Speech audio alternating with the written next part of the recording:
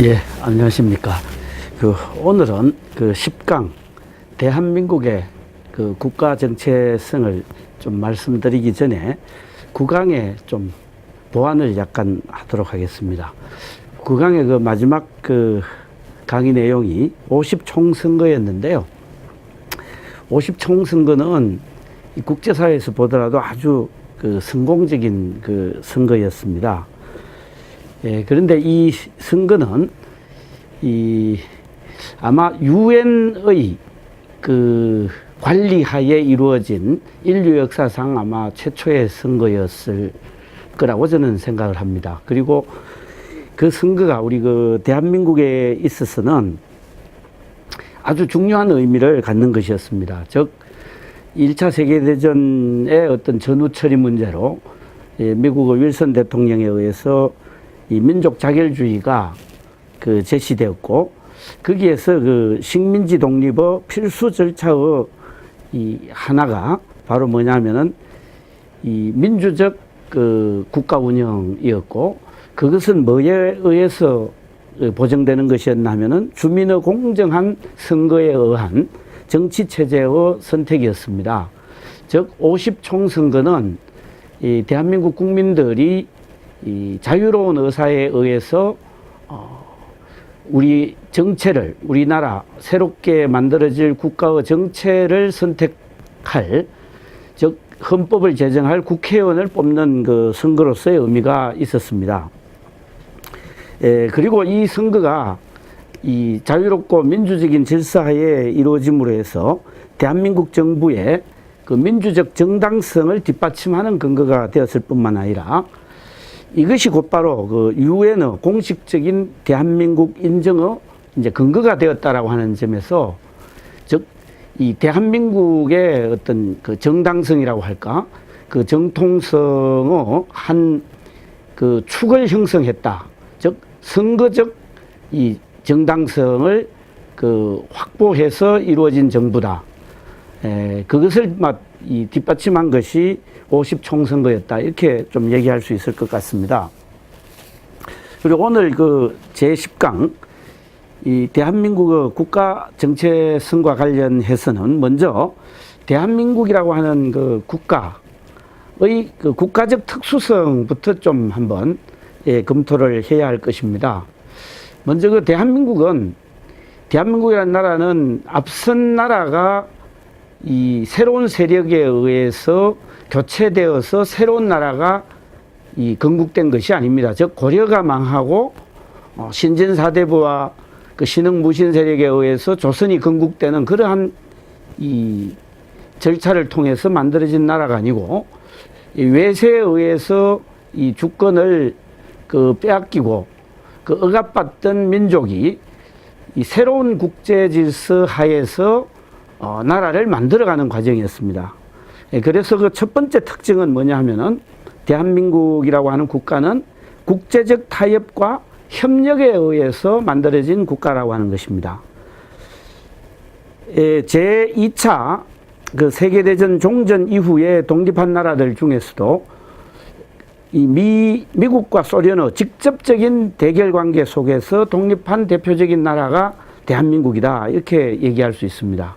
즉 태생적으로 대한민국은 국제적 타협에 의해 분단국가로 성립했다. 이것이 하나의 좀 특징이라고 생각이 됩니다.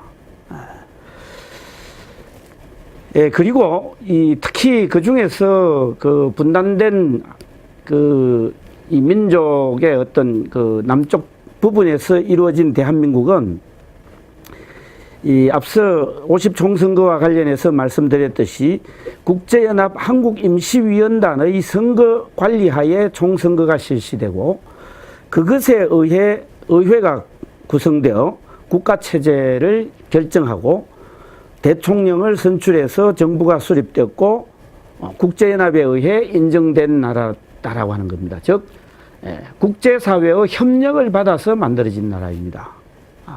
이러한 특수성을 우리가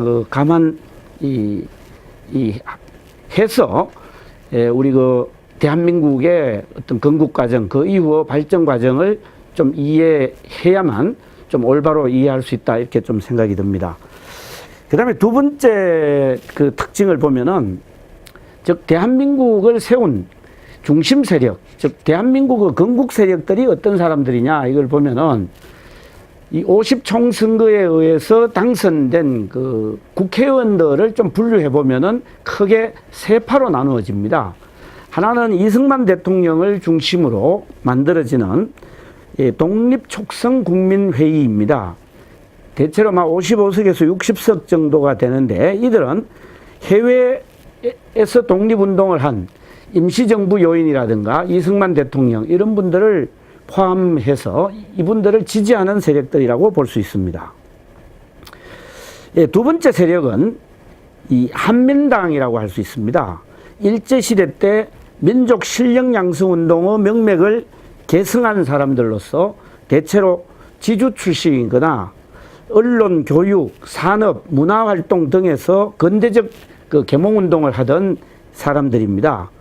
이들은 국내에서 이 실력 양성을 했기 때문에 일제와 부분적으로 그 협력하는 그런 특성을 가진 집단입니다.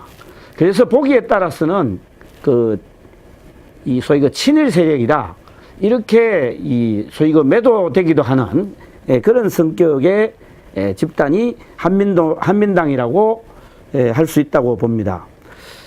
그 다음에 이제 세 번째로는 이 중도파 세력이라고 할 수 있는데, 약 그 50명 정도의 젊은 그 소장파 국회의원들인데,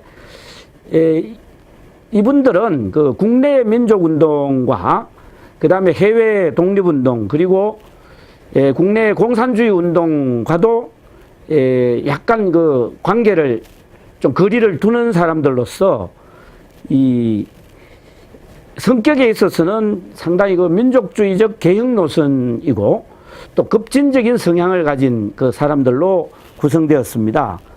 이렇게 봤을 때 그 대한민국의 그 건국 세력은 이 정치 세력이 상당히 그 분화가 되어 있었다. 건국 세력은 분화가 되어 있어서 견제의 측면, 견제와 비판의 측면에서는 아주 유효하였지만은 통합과 단결의 측면에서는 아주 취약한 그런 구조를 가지고 출발했다.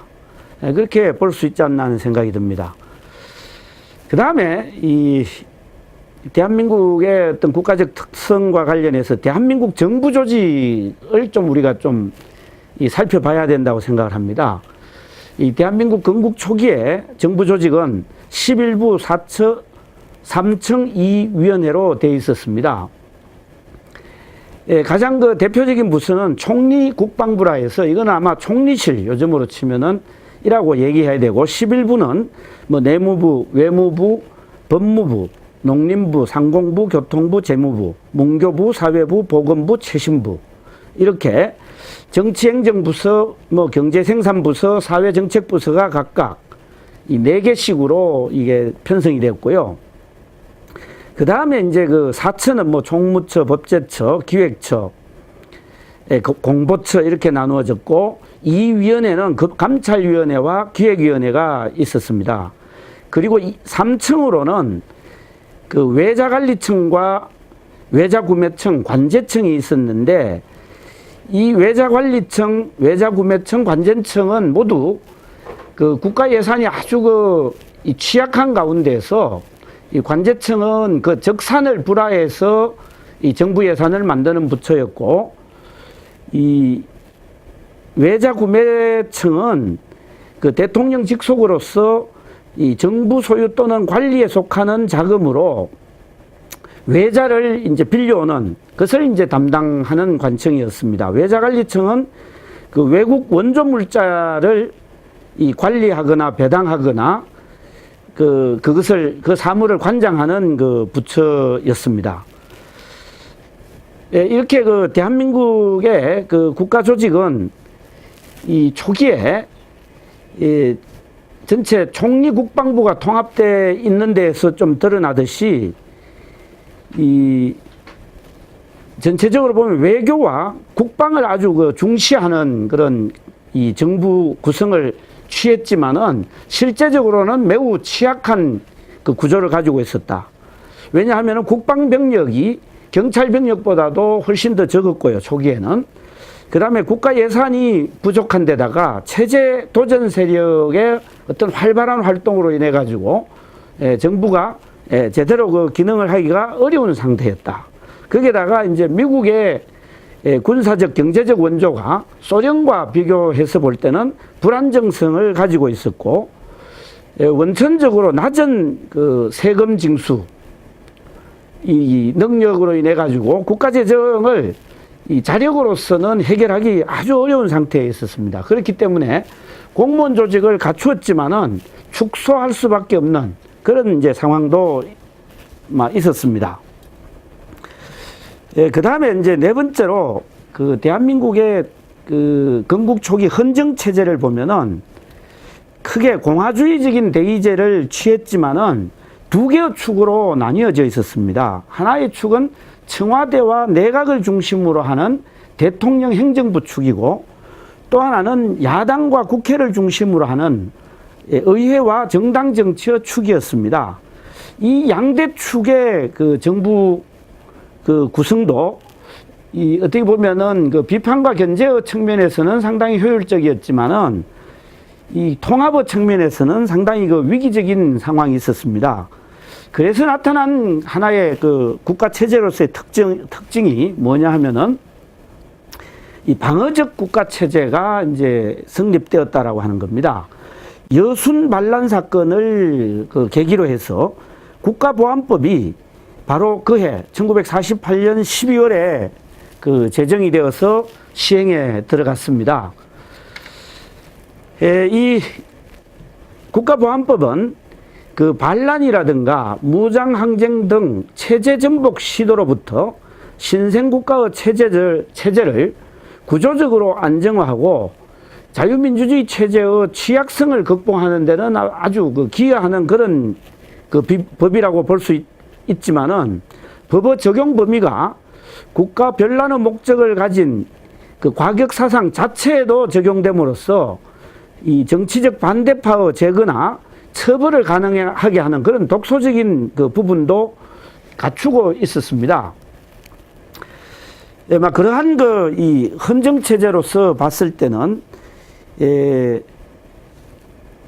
좀 그 두 개의 축으로 된 행정부 축과 의회 축, 이것이 좀 대립적인 구도였고, 그런 가운데서 이제 방어적 국가 체제가 형성되어 있었다. 이렇게 이제 좀 볼 수 있을 것 같습니다. 그다음에 10강의 아주 그 중요한 주제로서 대한민국의 국가적 정체성에 대해서 말씀드리겠습니다.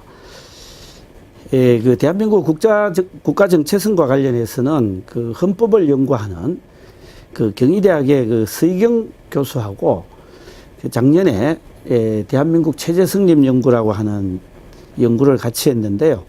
그때 그 서희경 교수의 그 국가 정체성에 대한 정의, 그 다음에 국가 정체성의 내용에 대한 학설, 이런 것들을 좀 바탕으로 해서 제가 좀 이해하는 부분을 좀 부가해서 말씀드리겠습니다. 국가 정체성에 대해서 서희경 교수는 이 한 국가의 근본 성격이나 가치, 제도, 정책 등에 대하여 국가 구성원들이 공유하는 믿음과 일체감이다, 이렇게 이제 좀 얘기를 합니다. 그리고 이 국가 정체성은 처음부터 만들어져 있는 완성품이 아니라 현실의 정치적 상황 속에서 구성되고 성장 변화하는 생명체와 같은 것으로 민족적 정체성뿐만 아니라 국제적 정체성도 매우 중요하다, 이렇게 좀 얘기합니다. 즉, 그 국가 정체성을 고정된 것이 아니라 이 정치처럼 변화하는 것으로 그 파악을 하고 있습니다. 그리고 흔히 지금 굉장히 많이 얘기하는 거는 민족적 정체성을 많이 얘기하는데, 여기에 국제적 정체성을 부과를 해야 된다라고 하는 얘기를 그 서 교수는 하고 있는데, 저는 여기에 더해 가지고 체제적 정체성도 매우 중요하다, 이런 입장에서 좀 말씀을 드리도록 하겠습니다. 먼저 그 민족적 정체성과 관련해서 보면은 당시 이 해방 직후 그 대한민국 정부가 그 수립되기 전에 3.1운동을 둘러싼 대립이 좀 나타납니다. 그것이 소위 그 국가 건설, 신생 국가의 건설과 관련해서 매우 그 중요한 의미를 가지는데요. 이 조성은 3.1운동을 아주 적극적으로 평가합니다. 발랄한 민족 정신과 원대한 단결력의 상징이다. 즉 민족 중심의 이 소위 그 국가 정체성을 아주 강하게 그 내포하는 이런 입장을 보입니다. 반면에 그 이승만은 이 아주 좀 복합적으로 파악을 합니다. 민족 정체성의 회복과 국가 정체성의 확립, 그리고 대한민국의 원대한 미래 전개의 초석이다. 이렇게 이제 3.1 운동을 파악을 합니다. 반면에 박헌영은 그 임시정부 지지자들이 3.1 운동을 너무 과대평가하고 있다. 그들은 인민과 동떨어진 세력으로서 모스크바 삼상협정과 민주주의화로의 독립에 반대하는 반동 세력이다. 이렇게 좀 3.1 운동을 상당히 좀 부정하는 이런 좀 입장을 보입니다. 그리고 그 대한민국 정부의 법통 문제와 관련해서도 각 정치 세력은 서로 다른 입장을 보입니다. 그 당시 이승만은 한성 임시정부 법통을 개선한다 이런 입장을 취하고 있었고요. 여운형은 임시정부를 존중은 하지만은 임시정부 법통은 부정하는 입장을 보였습니다. 반면에 박헌영은 임시정부 자체를 좀 비난하는 입장이었고요. 김구는 임시정부가 통일국가 형성의 유일한 대안이라고 좀 생각을 해서 임시정부를 거의 절대화하고 있었습니다. 그 다음에 그 민족적 정체성과 관련해서 또 하나 이제 봐야 될 것은 바로 뭐냐 하면 당시에 새로운 신생국가를 건설하는 데 있어서 누가 중심이 될 거냐 이거에 있어서 각 정치 세력이 서로 다른 입장을 가지고 있었습니다. 임시정부를 대변하는 그 조수왕 선생은 이 신생국의 국무위원들은 모두 독립운동 경력이 대통령은 30년 이상, 국무총리는 20년 이상, 장관은 10년 이상 돼야 된다.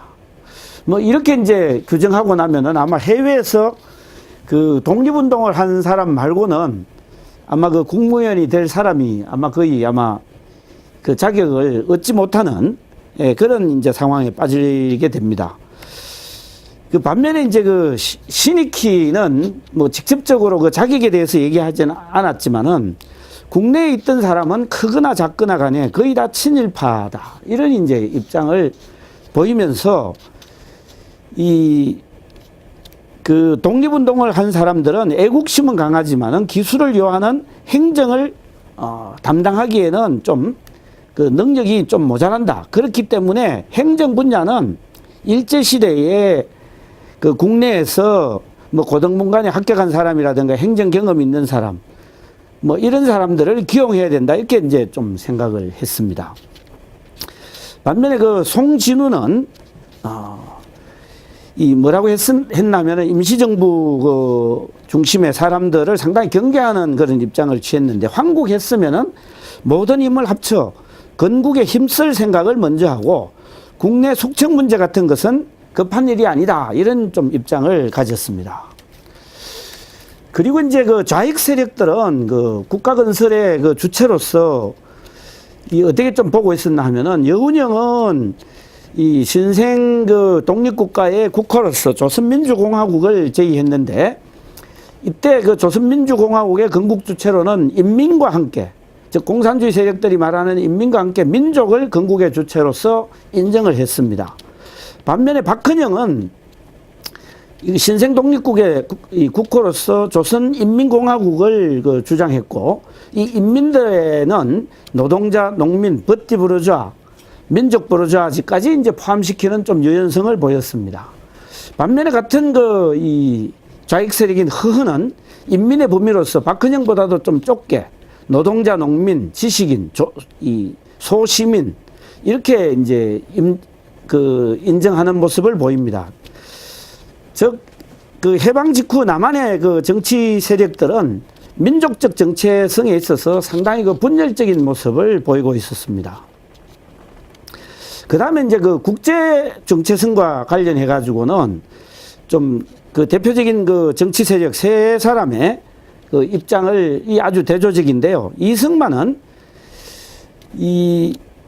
소위 우리 민족의 어떤 그 민족주의 노선과 국제 이 주의 간에 균형 노선을 좀 택하고 국가에 좀 중점을 두는 입장을 보였습니다. 즉 미국과의 협조라든가 이런 걸 한편에서는 강조하고 그러면서도 그 친일파라든가 이런 것들은 좀 처단하면서 우리 민족 국가를 수립해야 된다 이런 이제 입장을 가지고 있던 데 비해서 박헌영은 어떤 입장이냐 하면은 좀 완전한 이 국제주의의 입장을 취하는데요. 그 우리 민족의 어떤 독립에 대해서도 어떻게 좀 박헌영은 평가했냐면은 해방을 자력으로 전치하지 못한 것에 대해 민족적 자기 비판을 해야 한다. 그렇게 하면서 이제 이 조국의 자유와 독립을 위하여 피 흘리기를 싫어하지 않고 일치단결하여 싸워 자기 나라뿐만 아니라 세계 인류와 문화를 파시스트와 제국주의 노예화로부터 구원하여 낸 저 소련 인민의 영웅성을 보아라 하면서 이 공산 국제주의의 입장을 좀 분명히 했고요. 그리고 그 민족이 아니라 바로 인민의 중점을 두어서 국가를 건설해야 된다고 보고 있었습니다. 반면에 김구 선생은 이 민족의 독립을 최우선시하는 일국 민족주의 입장을 취했고 민족에 완전히 중점을 뒀습니다. 그렇게 보면은 그 이승만은 국가, 그 다음에 박헌영은 인민, 김구는 민족에 이제 중점을 두는 이런 이제 그 입장을 취했다라고 할 수 있고요. 그 다음에 체제 정체성 문제는 친일파 처벌 문제하고 그 다음에 반민법 제정, 그리고 그 국가보안법, 즉 공산주의와의 대결 문제에서 이제 나타나는데 친일파 처벌 문제에 대해서는 그 대한민국 이 독립국가 대한민국 초기 정부는 이 신생국가의 이 정체성 확립을 위해서 친일파 처벌은 불가결한 문제이긴 하지만은 신생국가를 운영하기 위해서는 친일 관료 능력이 필요하다. 이런 좀 입장을 취했습니다. 그래서 이 반민법 제정에 대해서도 이승만은 외적에 아부하여 악질적인 반민족 행위를 감행한 자를 처벌하면 민의가 지향하는 바이며 우리가 다 이를 각오하는 바라고 하면서 반민법의 정당성은 인정을 합니다. 그렇지만은 운영과 관련해서는 이 보복보다는 용서와 선도 관점을 취했고 처벌 시기에 대해서는 대한민국 정부의 유엔 승인 이후 처벌해야 된다. 그리고 또 하나 내외 정세를 고려한 처벌을 해야 된다. 이런 이제 입장을 취했습니다.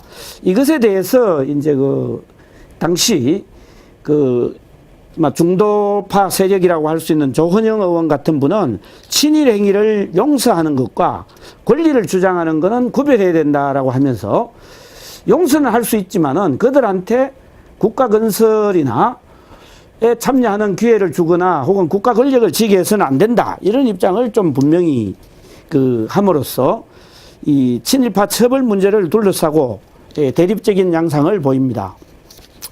더욱더 큰 대립을 보이는 것은 공산주의와의 대결 문제였습니다. 여순 반란 사건 이후에 신생 독립국의 새로운 현안 문제로 공산주의와 대결 문제가 급부상했는데 이승만은 1948년 11월 6일에 그 국회의 본회의에 출석해서 선좌익 척결 후 친일파 처벌을 주장을 했고 이때 마침 친일 경찰 노덕술 문제가 있었는데 이러한 이 일제하 경찰들도 반공투쟁을 통해 장공 속죄하도록 해야 한다라고 하는 담화문을 1949년 2월에 발표함으로 해가지고 친일 문제보다도 소위 공산 세력의 척결 문제를 국가 운영에 우선하는 그런 이 입장을 취합니다. 전체적으로 보면은 이 대한민국은 성립부터가 국제사회에서 타협의 산물로서 만들어졌고 이 건국 당시부터 건국 세력이 나누어져 있었고 또 국가 조직이 이 취약한 그런 특성을 가지고 있었고, 여기에 더해서 국가 정체성과 관련해서는 민족적 정체성이라든가 체제적 정체성에 있어서 남한의 정치 세력 내에서는 좀 분열적인 양상을 보였다. 그러한 가운데 그 대한민국은 출범을 했고, 그렇기 때문에 이후 대한민국의 앞날은 험난할 수밖에 없었고, 정치적으로는 이 대립과 갈등이 점철되는 그런 어떤 과정을 겪게 된다고 생각을 합니다. 감사합니다.